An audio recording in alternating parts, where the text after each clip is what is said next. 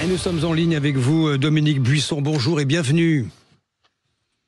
Oui, bonjour. Et vous êtes secrétaire de la FNDT, la Fédération nationale du taxi.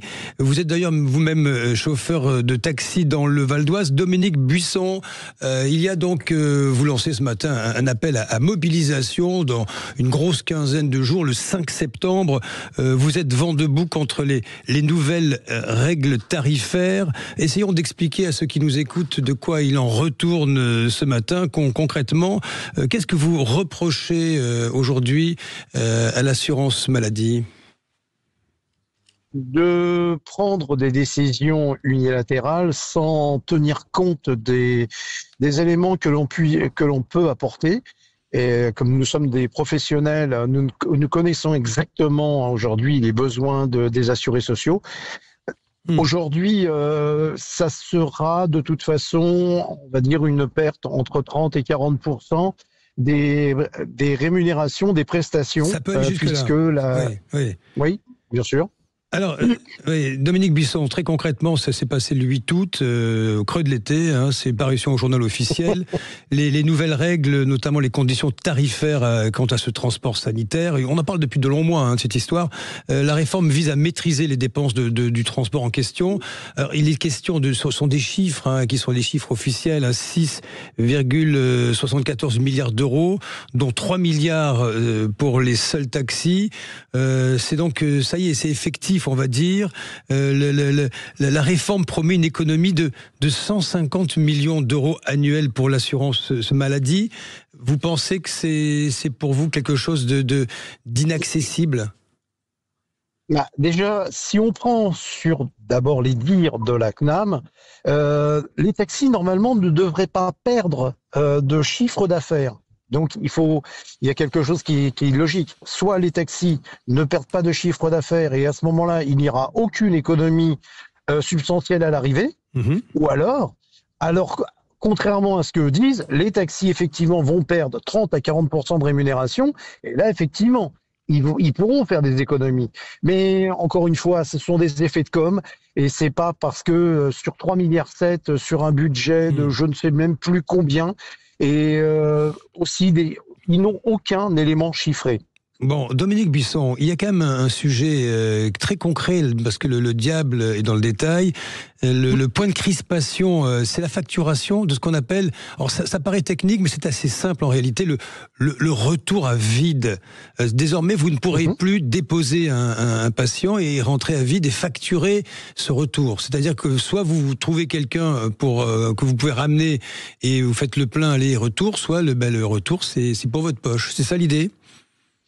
Exactement. Ouais. Et ça, vous n'êtes pas d'accord avec ça ?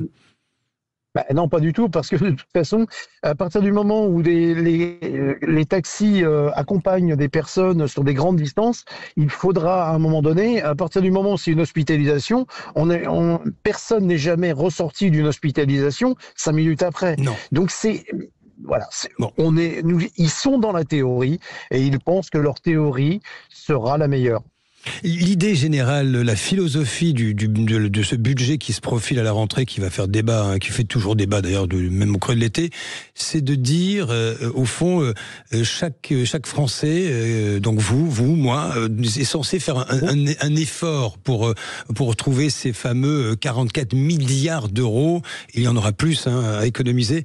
Vous pensez que vous, de votre côté, il n'y a pas un effort à faire, Dominique Buisson ? Je vous pose la question. Mais on fait des efforts depuis plus de 10 ans en maîtrisant les effets tarifaires. Mais par contre, eux ne se bousculent pas pour maîtriser l'effet volume ou le parcours de soins. Aujourd'hui, les centres de soins s'éloignent de plus en plus des lieux même de résidence des assurés. Les traitements s'allongent et on pense qu'on va réduire les coûts. Non, il y a deux idées principales. C'est pour ça que ça a été mis pendant les vacances. De toute façon, c'est la destruction de la profession de taxi par tous les moyens depuis le rapport Attali. Ensuite, on essaie de dissuader les taxis de faire du transport conventionné et que les assurés soient dissuadés de prendre les transports conventionnés. En termes clairs, on dit aux assurés, débrouillez-vous et tout ira bien. Et appel à manifester le 5 septembre, c'est à compter d'eux ou c'est un jour précis? C'est le vendredi 5, point? Non, pour l'instant, c'est à partir de, et nous allons voir. Voilà. Et ça va ça va remonter en puissance parce que les taxis sont exaspérés et quitte à mourir, autant mourir, je dirais sur le tarmac. Et vous rejoindrez le mouvement du 10 septembre pour finir?